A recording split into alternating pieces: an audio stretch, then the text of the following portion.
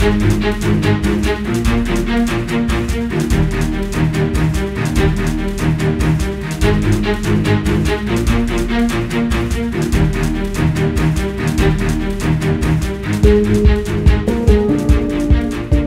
Sociale Le Mag, un podcast de la Cour de cassation.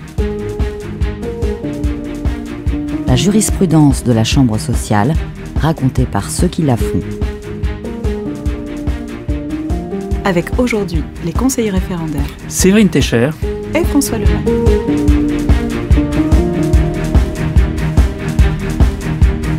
Bonjour Séverine, avant de faire un focus sur un arrêt du 28 juin 2023 que nous décrypterons ensemble et qui est consacré aux entreprises à statut, nous commençons par évoquer l'actualité avec 3 décisions de la Cour de cassation. Les 2 premières sont du 7 juin 2023, elles portent sur la requalification des contrats aidés. La 3e, elle, est du 5 juillet 2023 et concerne l'obligation de contrôle de la durée du travail comme expression de l'obligation de sécurité de l'employeur. Nous abordons d'abord la question de la requalification des contrats aidés avec 2 affaires dans lesquelles les salariés, ayant conclu pour l'un un contrat d'accompagnement dans l'emploi et pour l'autre un contrat d'accès à l'emploi, sollicitaient la requalification de leur contrat de travail à durée déterminée en contrat à durée indéterminée. Mais avant, Séverine, pourrais-tu nous expliquer ce que sont ces 2 contrats ? Le contrat d'accompagnement dans l'emploi est un contrat de droit privé qui est réservé aux personnes sans emploi qui rencontrent des difficultés sociales et professionnelles particulières d'accès à l'emploi.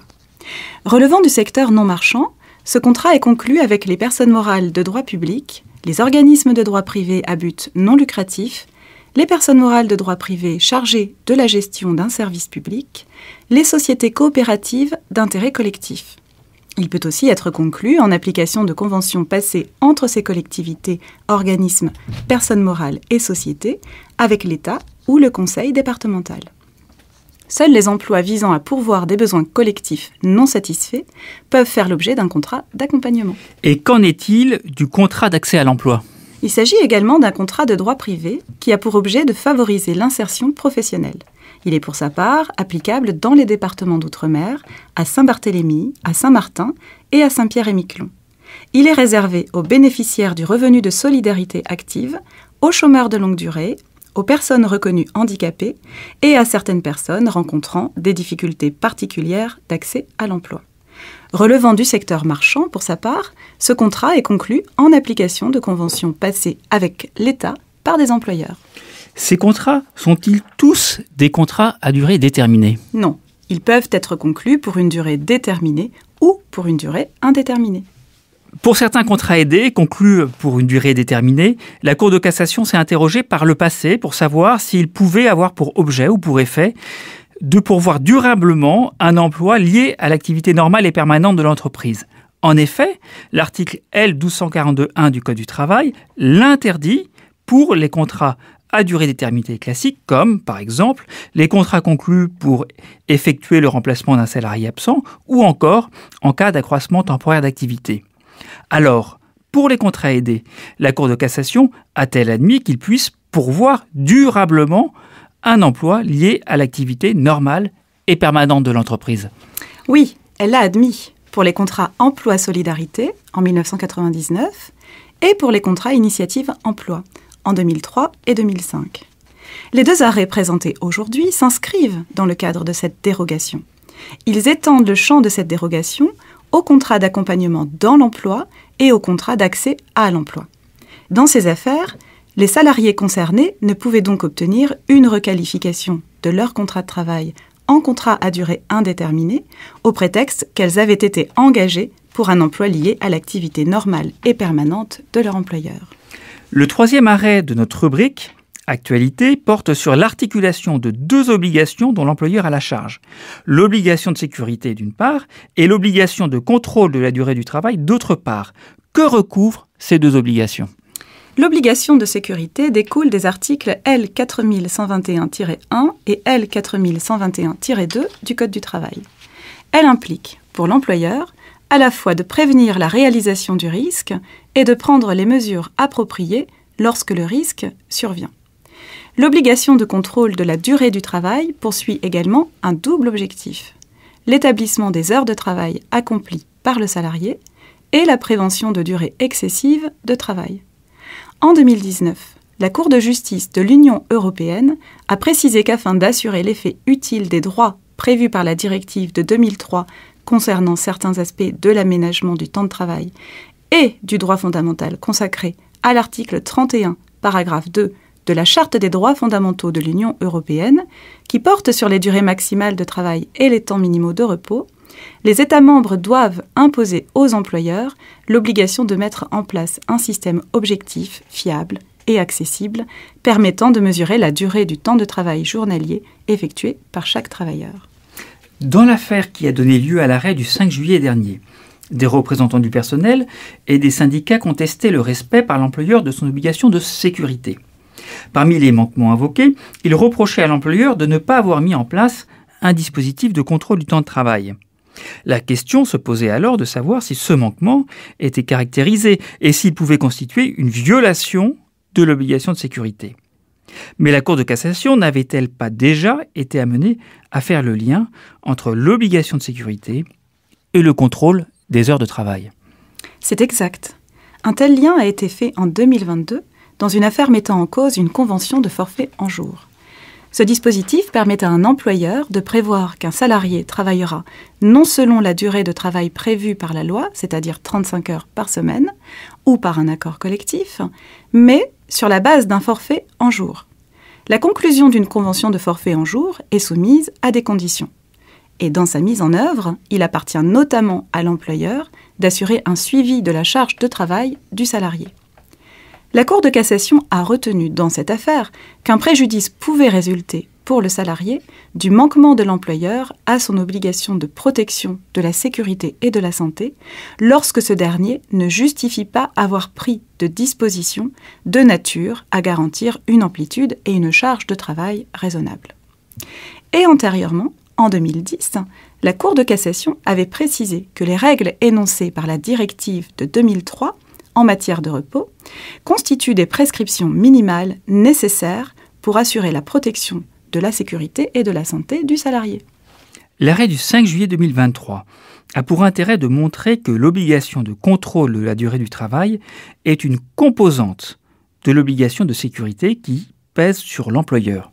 Tout à fait. Mais il faut bien comprendre que par cet arrêt, la Cour de cassation n'a pas entendu dicter à l'employeur un mode de contrôle de la durée du travail dont la définition relève de son pouvoir de direction ou de la négociation collective. Elle signifie uniquement que la seule faculté laissée aux salariés de procéder par eux-mêmes aux déclarations d'heures supplémentaires et le fait que des négociations collectives étaient en cours ne peuvent pas valoir exécution par l'employeur de son obligation.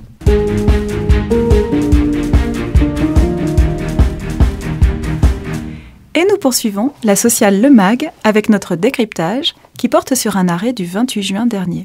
Cet arrêt est relatif à l'incompétence des juridictions judiciaires pour connaître des éléments du statut du personnel de l'industrie électrique et gazière. François, pour bien comprendre cet arrêt, il nous faut faire un peu d'histoire. L'histoire des entreprises à statut. Effectivement, Séverine, et cette histoire commence avec l'extension, au début du siècle dernier, à la sphère économique de la notion de service public. Le législateur a alors voulu imposer aux sociétés de droit privé, attributaires de concessions de services publics, comme par exemple l'exploitation de lignes de chemin de fer ou la distribution de l'électricité et du gaz, un statut avantageux à leurs salariés. Il s'agissait d'assurer la continuité de ces services par un statut professionnel garanti par la puissance publique. Ainsi, dès leur origine, les statuts professionnels se rattachaient à l'exercice du service public. Mais cette organisation économique a été revue selon les lignes définies par le Conseil national de la résistance dans les années qui ont suivi la Deuxième Guerre mondiale. Oui, dans son programme, ce Conseil s'est accordé en particulier sur la nationalisation des grands moyens de production monopolisés, des sources d'énergie et des richesses du sous-sol. C'est dans ce contexte que de nombreuses entreprises privées, attributaires de concessions de services publics, ont été nationalisées. Ainsi, le plus souvent, la présence d'un statut de caractère législatif ou réglementaire est allée de pair avec le contrôle public de l'employeur. Mais ce n'est qu'avec le développement de la négociation collective que la notion d'entreprise à statut s'est cristallisée. Tout à fait. C'est poser la question de savoir quelle norme faire prévaloir. La norme statutaire ou la norme conventionnelle, c'est-à-dire l'accord collectif qui soit de branche ou d'entreprise. Le législateur y a répondu par une loi du 11 février 1950 qui énonce que lorsque le personnel d'une entreprise publique n'est pas soumis pour les conditions de travail relevant des conventions collectives à un statut législatif ou réglementaire particulier, des conventions collectives peuvent être conclues. Les entreprises à statut ont ainsi été définies en creux par l'affirmation de la primauté du statut sur l'accord collectif. Oui, on peut considérer que le statut ne vaut que par l'éviction de l'accord collectif qu'il implique. On constate également que la loi rapporte le statut et son effet d'éviction à la propriété publique de l'entreprise. Cela signifie-t-il que les entreprises à statut sont restées extérieures au développement de la négociation collective ? Eh bien non, parce que le champ de la négociation collective couvre le personnel non statutaire de ces entreprises. En plus, la troisième loi Auroux du 13 novembre 1982 a prévu la possibilité de compléter les dispositions statutaires ou d'en déterminer les modalités d'application, dans les limites fixées par le statut, bien sûr, par des conventions ou des accords d'entreprise. Bref, conformément à cette loi, le champ est libre pour la négociation collective dans les entreprises à statut, sous la seule réserve qu'elle n'aille pas à l'encontre du statut. On peut ajouter que certaines mines de fer, des chemins de fer d'intérêt local et certaines entreprises d'électricité ont échappé aux lois de nationalisation. Aussi, la loi du 13 novembre 1982 a étendu la règle d'exclusion des dispositions conventionnelles contraires à ces entreprises privées lorsque leur personnel est régi par le même statut particulier que celui d'entreprise ou d'établissement public. Mais François, une question de compétence se pose. Les entreprises à statut, qui sont le plus souvent des sociétés, emploient des salariés sous contrat de droit privé. Pourtant, leur statut, qui définit les conditions d'emploi et de travail, est lié à la mission de service public confiée à leur entreprise par l'État. Les juridictions de l'ordre judiciaire, à la différence des juridictions de l'ordre administratif, ne peuvent pas connaître de l'action de l'administration. En cas de litige relatif à la relation de travail, à quel juge le salarié doit-il s'adresser ?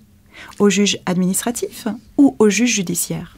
Le tribunal des conflits, qui est une juridiction composée en nombre égal de membres de la Cour de cassation et de membres du Conseil d'État, et dont l'office est de tracer la ligne de répartition des compétences entre les ordres administratifs et judiciaires, a apporté une première réponse avec l'arrêt Époux-Barbier du 15 janvier 1968. Les époux Barbier contestaient la disposition du statut du personnel de la société Air France, une société commerciale qui prévoyait, pour les hôtesses de l'air, que leur mariage emportait la cessation de leurs fonctions. Le tribunal des conflits a déduit de ce que la société Air France était une personne morale de droit privé, qu'il n'appartient qu'aux tribunaux de l'ordre judiciaire de se prononcer, au fond, sur les litiges individuels concernant les agents non fonctionnaires. En revanche, les juridictions administratives sont bien compétentes pour apprécier la légalité du statut réglementaire qui, touchant à l'organisation du service public, présente un caractère administratif. En effet, les dispositions du statut, en son intégralité, apparaissent comme des éléments de l'organisation du service public exploité.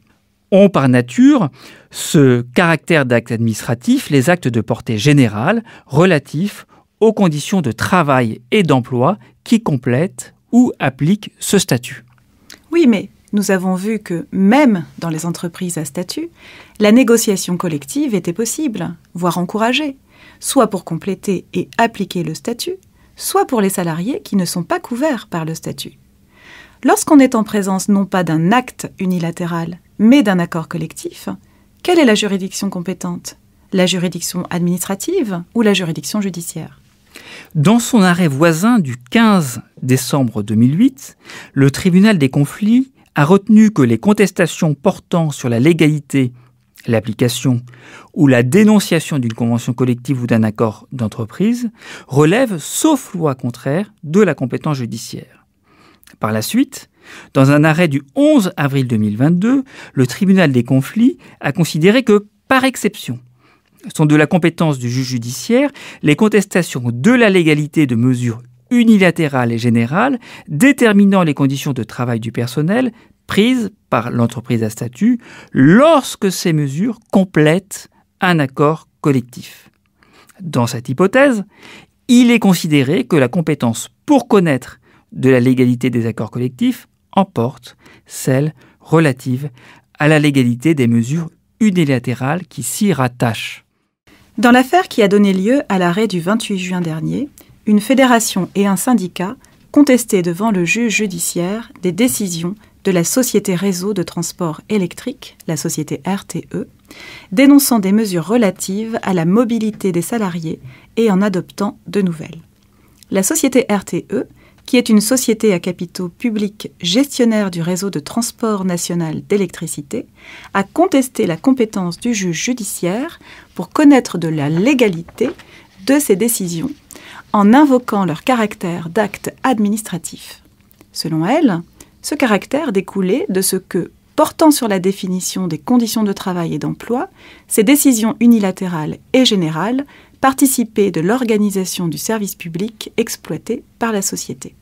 Tout à fait. Et dans la ligne de la jurisprudence Époux-Barbier, en l'absence d'accord collectif régissant la mobilité des salariés et dans la mesure où, en plus, le statut contenait des dispositions spécifiques aux frais professionnels et à la mobilité, la Cour de cassation ne pouvait que retenir l'incompétence du juge judiciaire pour connaître de la légalité des décisions de la société RTE. Mais nous avons vu que la loi rapporte l'effet exclusif des accords collectifs que produit le statut au caractère public de l'entreprise. Et dans le champ spécifique des industries électriques et gazières, s'est posée la question du maintien de ce critère. En effet, et pour deux raisons. La première, elle est historique. Elle date de la loi de nationalisation de l'électricité et du gaz de 1946, qui a institué un statut qui a pour particularité de ne pas être le propre des anciens établissements publics et industriels EDF et GDF, mais de s'appliquer à tout le personnel de l'industrie électrique et gazière et de couvrir ainsi les entreprises de production et de distribution exclues de la loi de nationalisation. On a ainsi un statut qui régit les conditions de travail d'un secteur d'activité de manière comparable par son champ d'application et par son objet à un accord de branche sans considération du caractère privé ou public des entreprises qui y sont soumises. La seconde raison, elle est plus récente. Elle remonte au mouvement de libéralisation du secteur des industries de l'électricité et du gaz et à la loi du 10 février 2000 relative à la modernisation et au développement du service public de l'électricité. Sans qu'il soit renoncé au statut, cette loi a profondément modifié l'économie de la production de la norme sociale collective au sein de ce secteur des industries électriques et gazières. Elle a créé la branche des industries de l'électricité et du gaz, tout en mettant en place des mécanismes favorisant le développement d'une négociation collective de branche. Cette réforme s'est en particulier accompagnée de l'abrogation, par un décret du 17 décembre 2001, de la disposition qui autorisait le ministre de l'Industrie et du Commerce à fixer les modalités d'application au personnel des entreprises exclues de la nationalisation des mesures prises par EDF et GDF. Cette disposition garantissait l'unité des règles statutaires applicables au secteur des industries électriques et gazières tout en confiant la définition aux seuls établissements publics nationaux. Aussi, François, dans le secteur des industries électriques et gazières, les règles de portée générale d'application du statut sont désormais fixées au niveau de la branche par accord de branche et au niveau de chaque entreprise par accord d'entreprise ou par mesure unilatérale de l'employeur, que celui-ci soit privé ou public.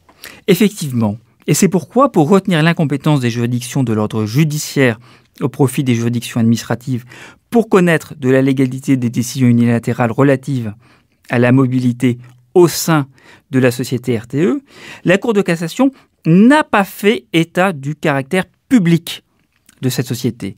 Elle a au contraire énoncé pour toutes les entreprises du secteur que les conditions d'emploi et de travail du personnel ne sont pas déterminées par des conventions et accords collectifs de travail, sous la réserve des exceptions que nous avons évoquées, mais par un statut qui, constituant un élément de l'organisation du service public exploité, a le caractère d'un règlement administratif. Elle a ajouté que les décisions sur la mobilité sont des éléments de ce statut.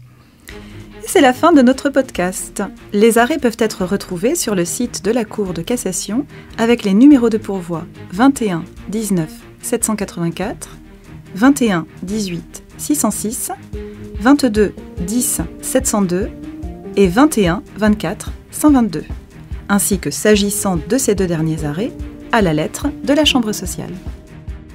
Vous trouverez par ailleurs les références des arrêts cités dans ce podcast sur le site internet de la Cour de cassation, rubrique kiosque. Merci Séverine. À bientôt François.